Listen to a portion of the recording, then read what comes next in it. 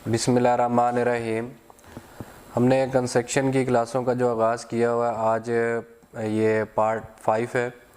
तो पार्ट 5 के अंदर हम बात करेंगे टर्माइट की, बिचुमिन की, इनकी क्या अहमियत होती है पूरे प्रोजेक्ट के अंदर। तो हमने ग्रे तक जो है अचीव कर लिया था कि तकरीबन टैंक की छत जो है वो रहती है, बाकी सारा काम हमारा कंप्लीट हो गया। अब इसके अंदर कुछ चीज़ें जो है वो रह गई हैं, तो वो आज डिस्कशन करते हैं। सबसे पहले जब हमने प्लंथ का काम स्टार्ट किया था, तो प्लंथ के अंदर क्या चीज़ होती है कि आपने सराउंडिंग के अंदर और बाहर वाली साइड, यहाँ पे ये होता है कि जो बाहर वाली साइड होती है, आउटर साइड, इसको जो है एक दफ़ा पूरे का पूरा कोड करना होता है बिचुमिन का, कि अंदर की तरफ जो है वो सीपेज वगैरह नहीं आए। उसके अलावा फिर जितनी हम फिलिंग कर रहे होते हैं, तो फिलिंग के अंदर जो है वो टर्माइट यूज़ किया जाता है। टर्माइट इस वजह से यूज़ किया जाता है कि एक तो दीमक वगैरह नहीं लगे, और इसी तरह जो बैक्टीरिया होते हैं तो इनको रास्ता नहीं मिले। हमने बाद औक़ात देखा कि जी फिनिशिंग हुई होती है और अंदर जो है वो क्या होता है कि चूंटियाँ वगैरह वो रास्ता बना लेती हैं। इसी तरह ही जो है दीवारों के ऊपर जो है वो मिट्टी के जो है वो क्या होता है कि अजीब से दीमक लगे होते हैं और वो सारे की सारी फिनिशिंग ख़राब कर रहे होते हैं। तो इस मकसद के लिए टर्माइट जो है वो लाजमी यूज़ किया जाता है। और बहरिया की SOP के हवाले से ये बिचुमिन और दूसरा टर्माइट ये लाजमी है।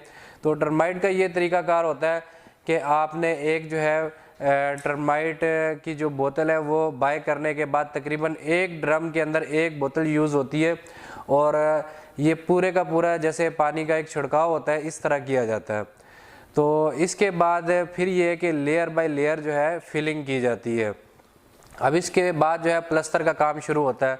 तो प्लस्तर के काम शुरू करने से पहले हमने कुछ चीज़ें जो है वो देखनी होती हैं कि आया हमारा जितना भी इलेक्ट्रिक का काम है, प्लम्बिंग का काम है, तो इनके बोर्ड वगैरह लगे, इनको सारा जरिए वगैरह लगा के तो इनकी फ़िटिंग जो है वो कंप्लीट की जाती है। इसके अंदर सिर्फ़ और सिर्फ हम केबल वगैरह नहीं गुजारते और बाकी जो सॉकेट वगैरह वो छोड़ देते हैं कि फिनिशिंग वाले जो आइटम है वो बाद में लगाएंगे, मगर जो अंडरग्राउंड चीज़ें रहने वाली हैं वो तकरीबन सब की सब फिटिंग हो जाए। तो इसके बाद फिर जो है वो प्लस्तर का मरला शुरू होता है। प्लस्तर करने से पहले जितनी भी चुनाई हुई है इसके ऊपर भी टर्माइट किया जाता है, और इसके अलावा यहाँ पे जितनी भी लेंटल वगैरह जो है यूज़ किया हुआ इसके ऊपर जो है वो नमक पारा एक जाली मिलती है, तो वो लाजमी लगाई जाती है क्योंकि इनका जॉइंट बन सके।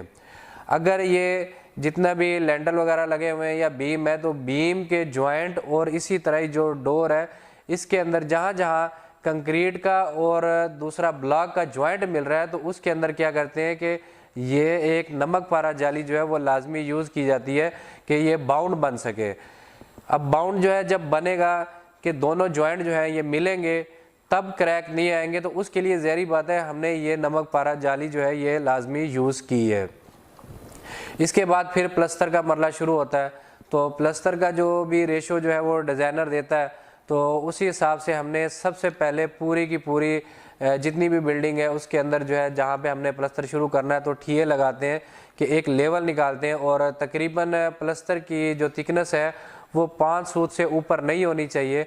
अगर फ़र्ज़ किया फिर भी कहीं आ जाती है तो हमने लेवल भी कंप्लीट मेंटेन करना है। अगर बहुत ज़्यादा थिकनेस आ रही है तो वहाँ पे हमने क्या करना है कि दो तरीक़ाकार है। एक तो आप वहाँ पे जाली लगाएं, अगर जाली नहीं लगाते तो फिर दूसरा ये कि स्टील के कील लगा के उसके ऊपर जो है वो बेंडिंग वायर जो होती है वो बांध दी जाती है कि ज़्यादा थिकनेस के अंदर क्या होता है कि जो भी सीमेंट वगैरह है वो बाद में गिरना शुरू हो जाता है। तो इसलिए ये चीज़ें जो है थिकनेस सीमेंट जितना भी हम प्लस्तर वगैरह यूज़ कर रहे हैं तो ये थिकनेस जो है वो काफ़ी अहमियत रखती है कि 5 फुट से ऊपर थिकनेस नहीं होनी चाहिए। उसके बाद फिर पूरे के पूरा जो एरिया है जिसके अंदर हम प्लस्तर कर रहे हैं ठिये भी लग गए हैं, उसके बाद जो है हमने इसको फटी के साथ भी चेक किया है। तो फटी जब भी हम लगा के पूरा एक सराउंडिंग में चेक कर रहे होते हैं तो क्या होता है कि हमने खला देखना है उसके अंदर जो है क्या है कि कोई भी पेपर वगैरह हम गुजार के देखते हैं कि आया कहीं ढलकी वगैरह तो नहीं है।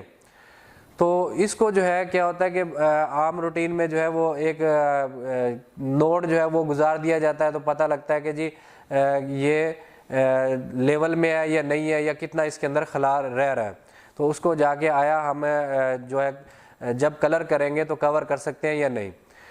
उसके बाद फिर जब लाइटें वगैरह ऑफ़ कर दी जाती हैं, प्लस्तर का चेक करने का जो तरीका है, लाइटें ऑफ़ करने के बाद हम टार्च से जो है वो देखते हैं कि इसके अंदर ढलकियाँ तो नहीं आ रही। तो ये चीज़ें होती हैं प्लस्तर के अंदर हमें चेक करने के लिए कि इसके अंदर कोई भी किसी भी तरह की ढलकी नहीं हो, क्योंकि जब भी लाइटें जो है चलेंगी तो उस वक्त जब ढलकियाँ आएंगी तो वो बड़ा भद्दा सा लगेगा।